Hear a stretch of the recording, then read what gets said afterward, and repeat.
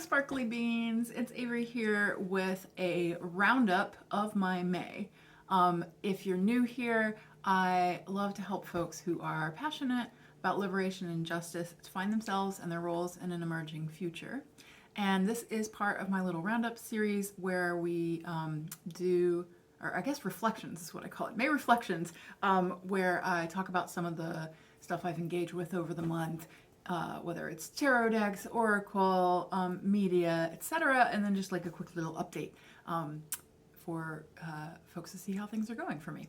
So one major change this month is that I have, after saying it a couple months in a row, taken out the book reviews. So if you're here for books, I'll point you to, I've already done one of them, a new playlist I'm calling Reading Roundups.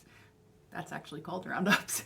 And I did one already a little less than a week ago about a few different books that are on like being an empath, being psychic, and I talked a little bit about that, neurodivergence. So go ahead and jump on over there if you're primarily interested in books, and those will they will have a reading roundup in the title, and they will also be in that playlist going forward, just so you know. Hopefully that'll keep these a little shorter, a little easier to upload. I'm in like a constant struggle because of various tech I have that doesn't talk well to each other, that actually uploading videos to YouTube is like the hardest part of YouTube. It's not filming. So yeah, please understand and have patience with me there. And it's already, as I'm filming this, the 15th of June, and we're talking about May. So I will keep it to May. But that is a fact, just as a fact. So I know I tend to sometimes go a little long when I talk about the month, and one thing I've noticed is that as an autistic person, as an ADHD person, I can just ramble. So okay, we're going to kind of start to frame these as where are the waves of Avery's attention going this month? And I'll tell you about something that I'm thinking about, or some of the themes, but I'm gonna not be quite as lengthy because that will help keep the video short and easier to upload. So what are the themes of May? Well, we had eclipse season for the first couple of weeks, so that was huge for me. I'm very happy, excited, grateful that I've really been in a place that's continued into June of emergence and sort of having a lot of the hard work I've been doing and also just the cycling through phases of growth is like starting to bloom, starting to blossom in a lot of ways. I've noticed like people, you know, recommending me to their friends or mentioning something I wrote or watched. And like, if you've done that, I'm so grateful. If you haven't, no shade. But it really means a lot to me to kind of, you know, feel that momentum. And it's also a note, if you're starting a project, whether it's a business or just a project, or I shouldn't even say just, I'm anti-capitalist, so a business is no better than any project. But if you're starting any kind of project, you know, that takes a lot of work and effort and that you want to get seen, like visibility takes time. So just, you know, like take a deep breath for that. You know, I'm leaning more and more, one of the themes of the month has been a lot of clarity and a lot of things coming out of May and the eclipses. And one of those is that I'm really sort of starting to really understand what it means to be a change doula, what this title that I gave myself really is, and a writer, and to lean into those more and more and to really focus on those. So I'll have some exciting updates on the writing front coming up, but for this round reflections video, I'll just note that, you know, I am open to working with folks.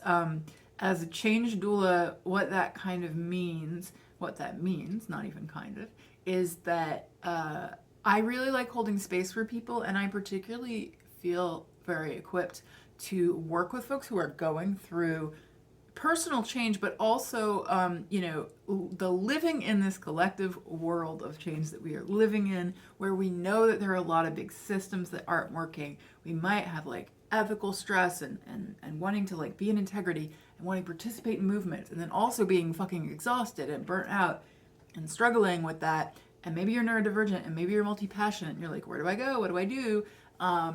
If you need support in navigating that, I would love to work with you. And I'll just note that even though my offerings are kind of evolving and I don't have like a specific, like, here's the page about working with me as a change doula up yet, you can go to my work with me page. I have a link below to my website and a direct link to work with me. And you'll see that there's a little button you can click for a free 30-minute consult. So, you know, if you've been interested, if you've been curious and wanted to work with me, there is no obligation. I'll let you know about what I do, but you do not have to take me up on it. It's just a really good chance to get to know each other. And I'm in a stage right now of just wanting to like meet a lot of different people and share with you about my work. And I'll look through what you're doing and what you're struggling with and what you're going through. If you have projects that you just need somebody to kind of like be present for, even if it's just a 30-minute call, but of course I'd love for it to be an ongoing working relationship. That's something that I offer. It's just like when you have so many voices are telling you that this is advised and this is approved and this is okay and this is not possible because of capitalism. Like, I'm here to support you in what feels possible for you and to be a kind of space holder, cheerleader, whatever it is you need there, because I think a lot of us really need that around the things that are our passion projects that do light us up. So anyway, that was just a little unplanned pitch, but if you're still with me, yeah, just like getting really excited about what it means to do that.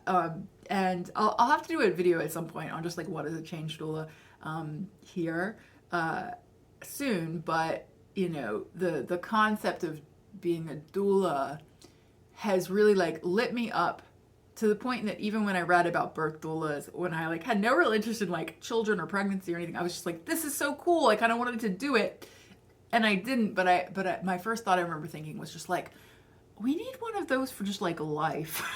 Like, I would love to have a supportive person whose sole focus is me, who's gonna hold my hand. And so that's sort of what it's evolved into. So I'm really excited about that. So that's the business stuff. If you want to know more about the evolution of my business and get some like reflections and such that are geared towards you, some kind of intuitive guidance every quarter, I'm going to be recording that video soon for my sustaining supporters. So you can also click the Patreon link below if you're able and willing and would like to give. That is something that you can get as well. So I'm not going to go into any more detail here, but that is there. I'm also really like more and more like neuroqueerness is coming up in my work and what it means to be neuroqueer and how neurodivergence and queerness intersect and inform each other and are really like different ways of looking at the world, but also how like some of the principles and things that neurodivergent people and queers prioritize and talk about in some ways because we have to or because it's so central to our identities are also for everyone. So that has been really exciting me. At the same time, like I've had many layers of fear to get through in May. I sort of had to admit some like stuckness around some stuff. And to like realize where I was getting in my own way and get out of it. So I've been really grateful to have like great coaches and support to help me with that. I've been shifting where tarot and astrology and my own spiritual practice, how they do and don't intersect with the business. That's still evolving, and I haven't figured out exactly what it looks like. I think I mentioned it actually in a previous video that's evolving. But I think it may be. I shouldn't even say it may be. It is time to retire, at least officially, the Neptune session, which was my signature session for the first year or so of my business. I'm moving out of that. It was a session that really like focuses on my own intuition and like the opportunity that it presents to work with somebody who is really intuitive and can kind of like pull tools as needed to work with you. And that's still something I do in the process of being a change doula, but I sort of realized that in some ways those 90-minute sessions were both like not enough and also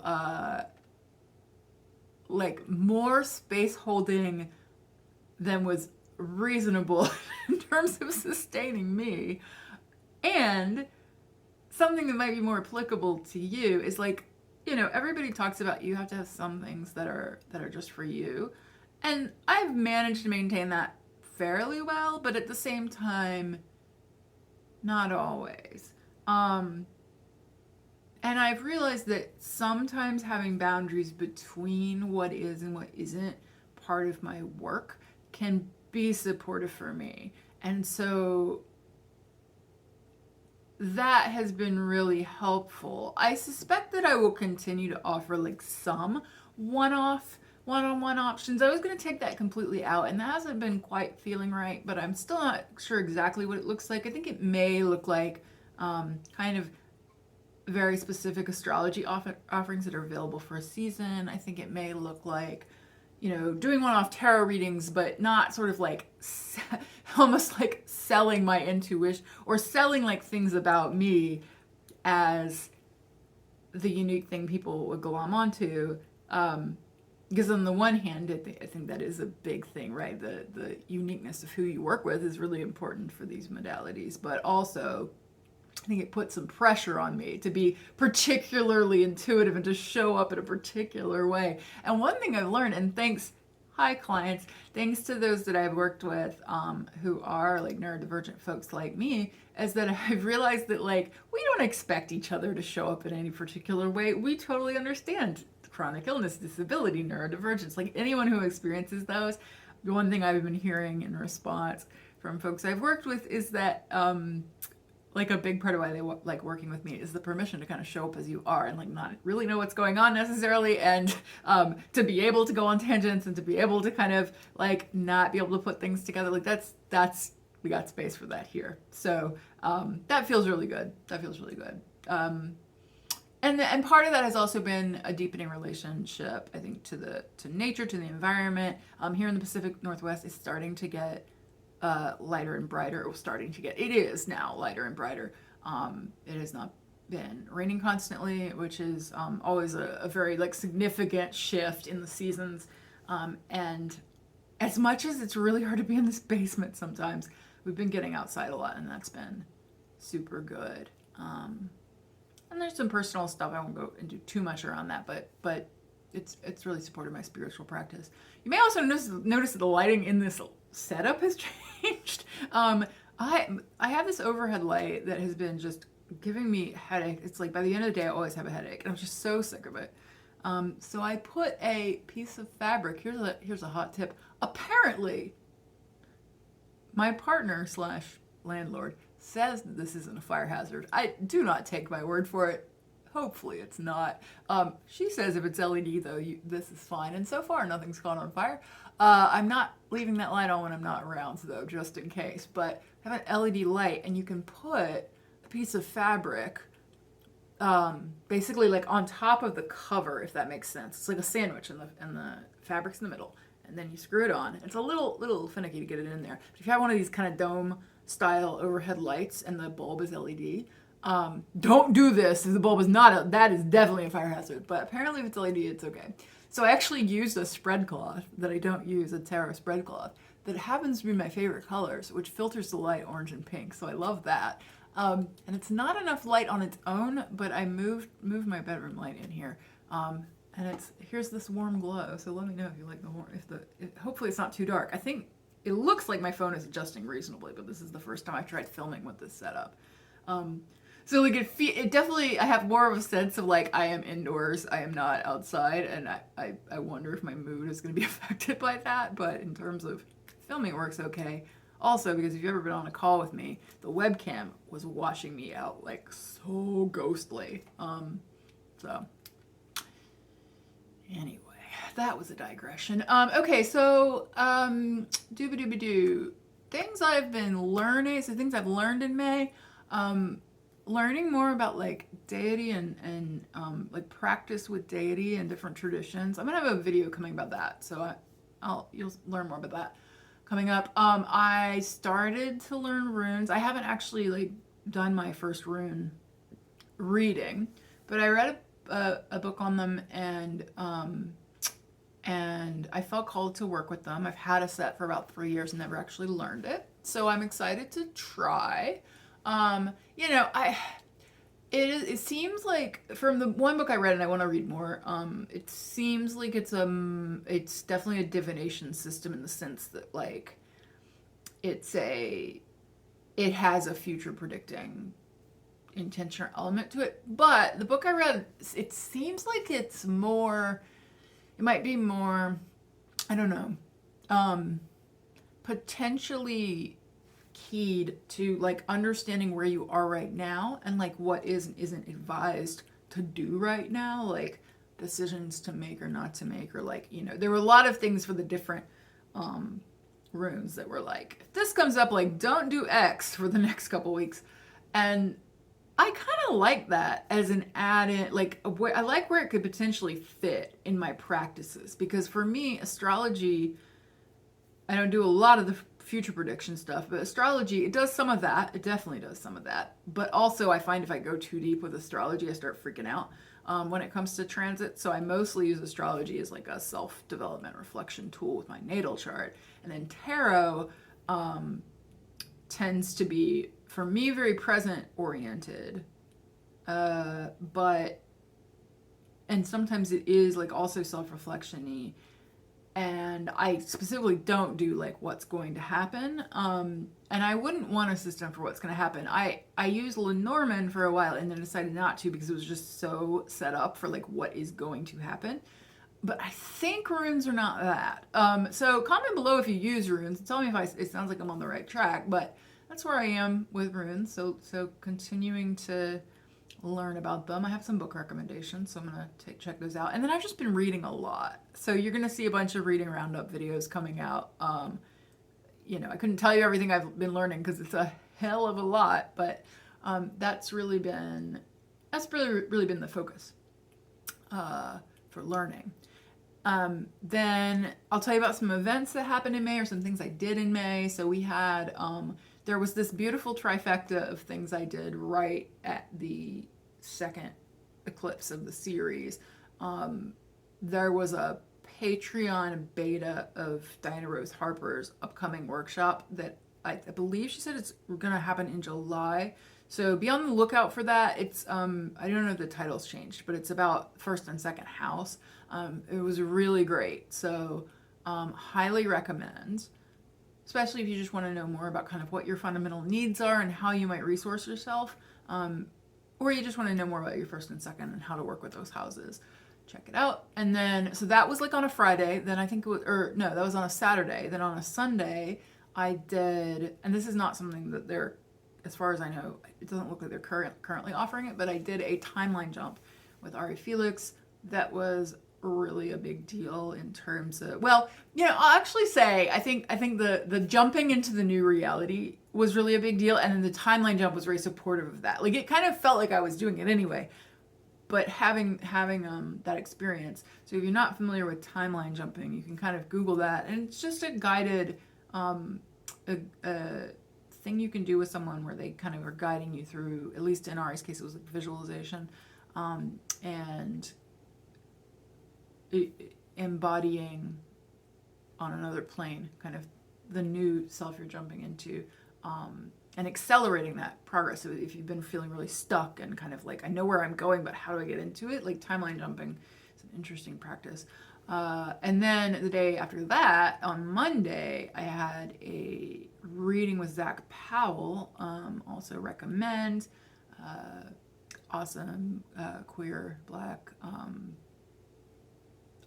I was gonna say awesome again. Cool, and specifically focused on Astro magic astrologer.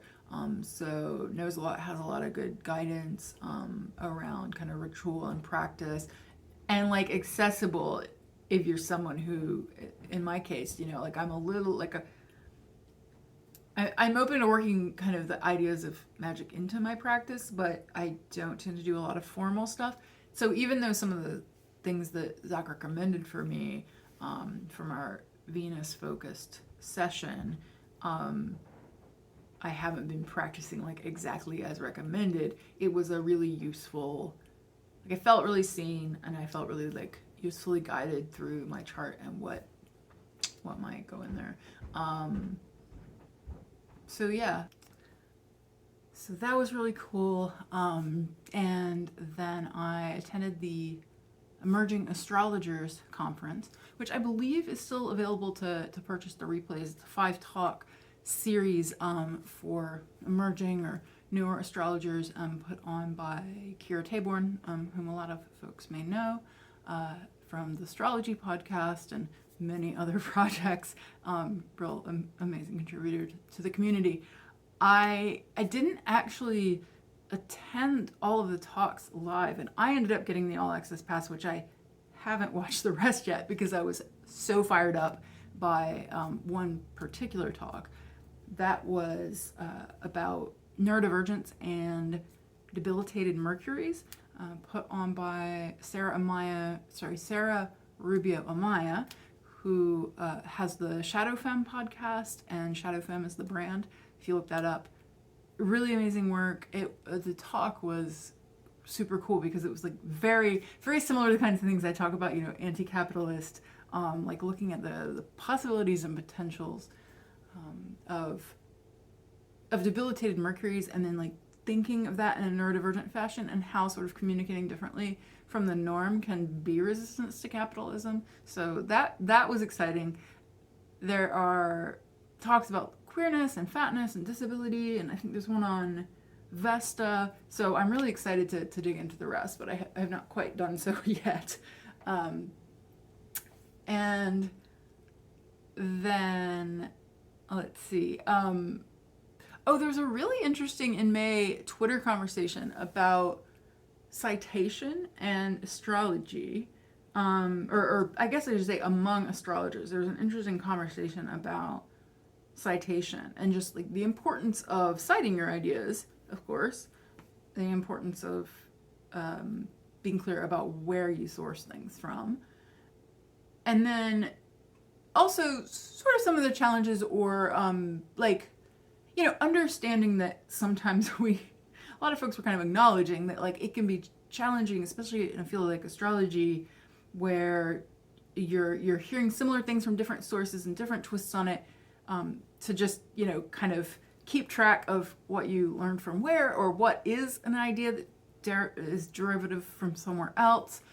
And I think that's something that I've admittedly not struggled with in the sense of like wanting to cite. I definitely want to cite, but sometimes, you can jot something down and like later be like, where did I hear that? Or you could not jot something down, build it into your practice, and not realize it came from somewhere else. And so I really appreciated, it was just a very cool, I think everyone who was participating was like acknowledging those challenges and kind of saying, one, it's really important to cite where things come from, and that a lot of folks are doing a lot of labor free or underpaid, and so it's important to share. But then also I think there was a lot of understanding and sort of saying hey, if you find out something comes from somewhere else, you realize you messed up, just let the person know and apologize, and most people will take that well, right? I love it when folks cite me, because it's exciting to have it feel like, oh, we're having a conversation here, different works are in conversation with each other.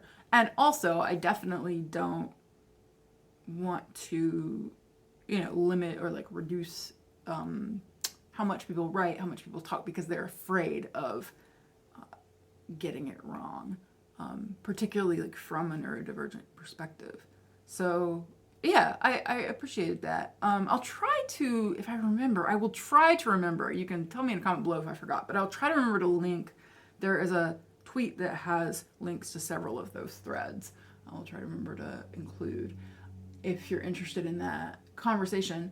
And then the very last day of May, took a little trip down to Portland just for practical stuff with one of the partners I live with. And I got where did we go? We went to Blue Star Donuts. So if you're ever in Portland, I have been to Voodoo, and that's the one people always are like, go to Voodoo Donuts. I've been there. Personally, the donuts I tried, and to be fair, it was 2 donuts. I don't know, maybe it's not always true. Donuts I tried that were the vegan ones, they only had a couple of vegan options. I don't know if that's always true. And honestly, they were a little dry, and I find that a lot with vegan donuts, they're a little dry. But Blue Star Donuts, they had some really good vegan donuts. Now, I don't think they have gluten-free, and I think Voodoo does. I may be getting that wrong, but they had some really nice donuts. So I'm just gonna say, shout out to Blue Star Donuts. If you're in Portland, if you're vegan, or if you just like vegan things, I would recommend, because they had a bunch of options. I think they had like 5 vegan donuts to pick from, and they were like really good flavors. It wasn't just like, oh, you get the chocolate, which is sometimes true. So that was nice. Also got to go, my favorite vegan fast food place in the area. There's one in Seattle, and they're down in Portland, is Next Level Burger. So I went to Next Level Burger and got so much food. So that was fun. That was a fun little jaunt. As far as media, honestly, in May, not too much. I finally got around to watching Eternals. I don't know. It was okay. Like, I really like Camille Nanjiani, and I like that there was a deaf character, although I wish she'd gotten a little more airtime. I'm having trouble, I think, with the MCU.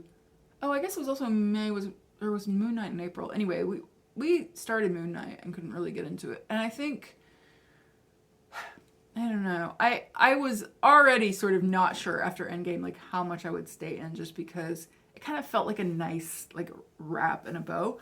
On the other hand, I love that Marvel Comics has done more diverse characters, has done more women, has done more folks of color, has at least a couple of indigenous characters and like deaf characters, and so I like that about Marvel Comics, and I want to like it about the MCU, but it sometimes feels like a lot of the shows that like don't have any tie-in really, but then they'll like randomly mention Tony Stark to be like, hey, it's the MCU, and yeah, like I want more Hawkeye. I want Echo to have a show. I want more Falcon the Winter Soldier. I realize like I'm clinging to some of the older ones, but I guess we'll see how it goes. I still haven't seen Doctor Strange. I still haven't seen Spider-Man. I just haven't had a place to.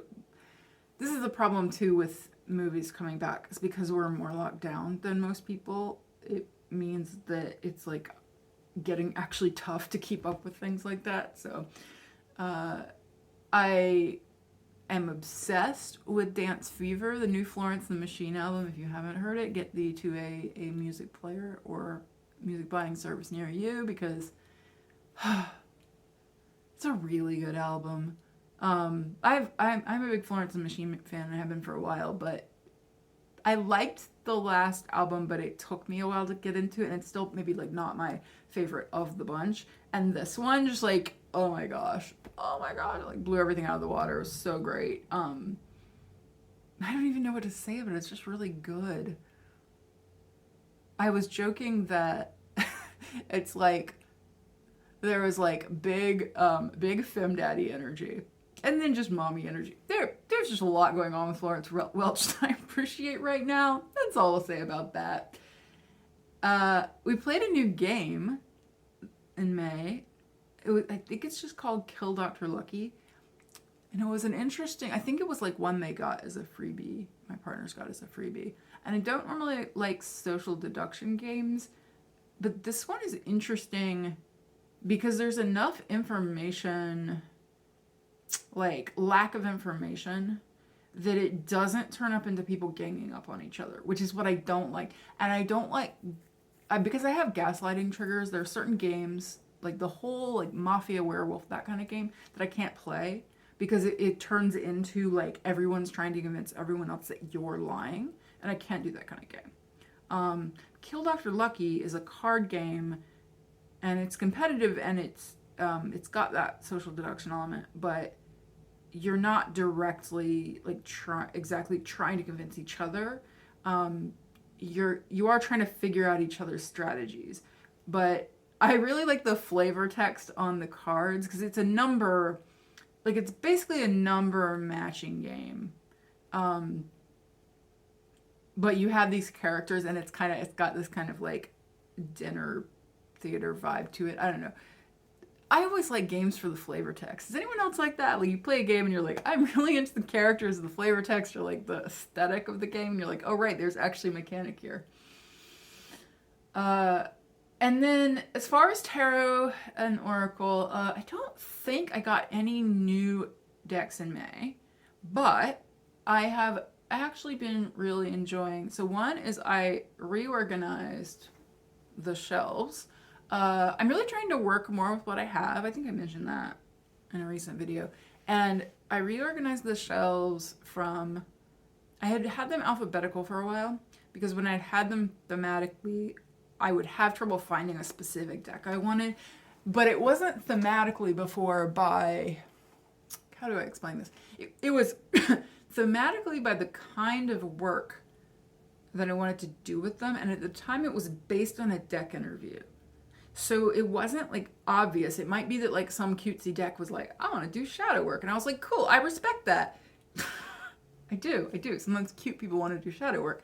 But it made it really hard to find if I needed like a specific deck, especially because I have about half of them in bags.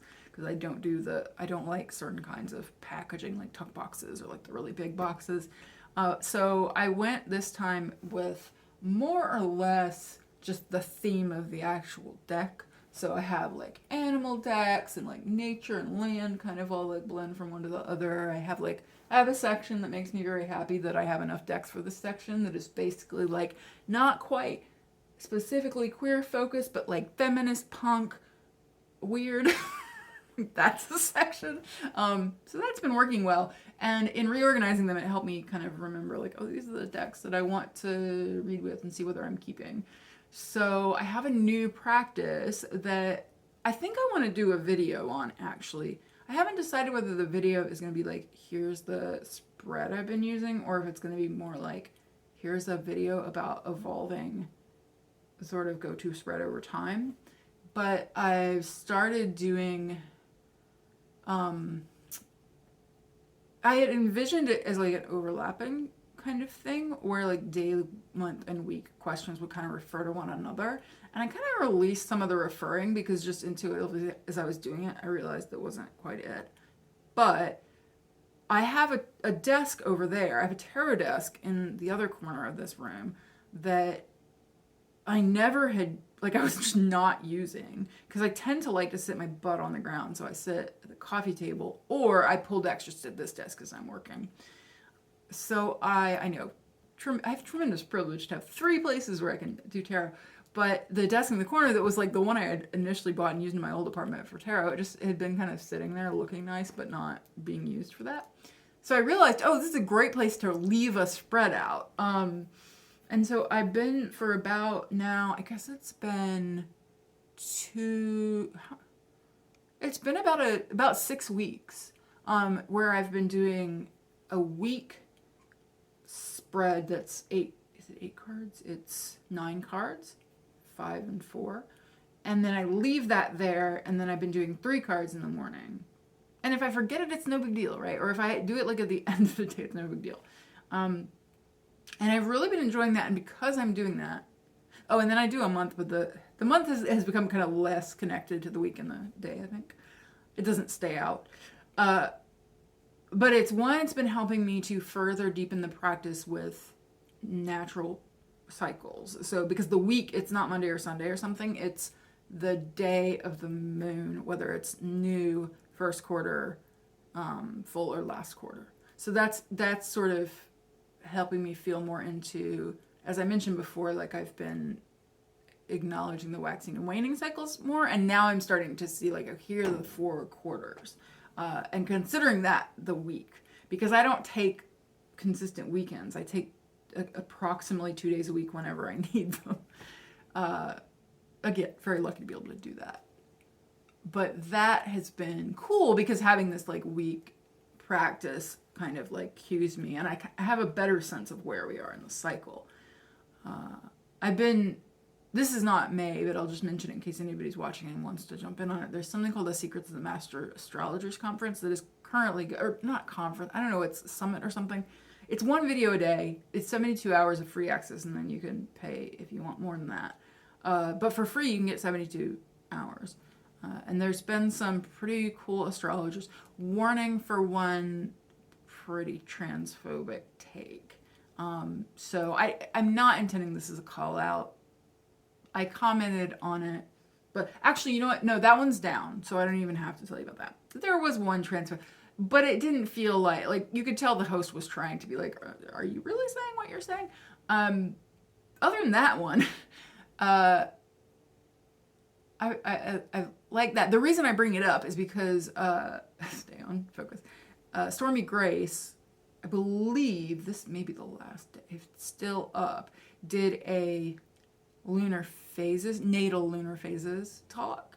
And that was really great. In fact, I think I'll do a whole video on lunar phases and natal lunar phase and how it was so funny to realize like, oh, I haven't been incorporating this in my practice, and it's really obvious. It answers the question that I've always had of where's the Virgo when I look at my chart. And the answer is sort of the IC, but the other layer is it's my moon phase. So if you're curious about natal lunar phases, I will do a video on that. But yeah, between that talk and this practice, that's been nice. And so anyway, the reason I bring that up in the tarot section as well is because one, it's a new practice, but also it's really helping me to identify the decks I want to rehome, because if I know that I'm going to be working with a deck multiple times, and particularly the daily deck, I keep the same deck out for a week and do every day with it. That's enough for me to know. Often the very first pull is enough for me to know, but I give it a good week. And then the week deck, I'm pulling them all from my top shelf of the ones that I need to make a decision on at some point. But the week deck, I've typically been picking the ones that I suspect I'm going to want to keep, that I just haven't ever read with yet, but I'm like real excited to read with. So those, sometimes I do the one spread and I'm like, oh yeah, confirmed. And sometimes I'll give it 2 or 3 weeks. So I've been working with a bunch. I will do some, like, I intend to do deck reviews even if I'm rehoming them. Because I think it's good to like not just review decks you love, to review decks that didn't jive with you, and you can say why, and then why people might like them.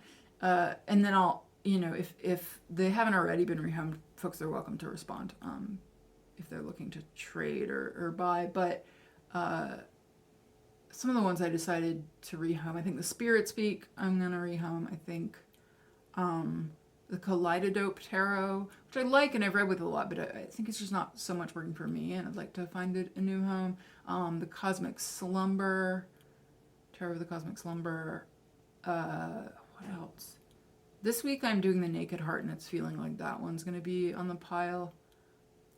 But it, yeah, just like, I'm really happy that like I'm feeling more sort of confidence in like discerning and just saying, no, not mine. And I'm finding some decks that I'm really liking. So like right now, this is the second week I've used as my week deck for the week. Because it sounds like I'm saying weak as in not strong, but I don't mean that. What's it called? Tarot of Mystical Moments. So I've loved the Oracle, and the Tarot I was like not sure about, but I hadn't really read with it yet. And it's really working for me. Like it really is communicating with me. So that's exciting. And then another one that I've had in my collection for a long time, and I'll at least show you one thing, actually show you something, and that is the Muse Tarot. So you may be familiar with this. It's still available to purchase, I'm pretty sure, from the creator. This is a Chris Ann deck. It was kickstarted along with the Lightseers, and so I got the get both option tier. And this one, it was funny because it was like, it's a collage deck. I wouldn't normally do a collage deck. I probably wouldn't have backed it on its own, but it stayed in my collection. I haven't really read with it, like maybe once, but I never like crossed my mind to not have it. And now I know why, because it was just the perfect moment when I was needing a deck for a particular Venusian practice, related to what I was talking about earlier. This one just literally jumped out at me. And then I looked at the backs and was like, oh my God, of course. because when I was looking for an altar cloth for a Venus altar, and I kept coming back to this one that was, it's green, it has pink flowers on it, and I ended up getting it, and it's basically that same, I mean, it's not literally the same, it's not the same, like, it's not related to this deck, but it was just like, oh, well, that, we're going to take that as a sign. I love the edging. So I'll do her, maybe I'll do her, I don't know, when, like, deity work is very personal, so I'm not sure. But just looking at these, oh, here it is. Aha, these images out of context doesn't necessarily grab me, but then when I ask a question, it's like, so this came out around a new offering, and I think I'm going to try to put an image of this on the page for the offering because it was so, this is a death card.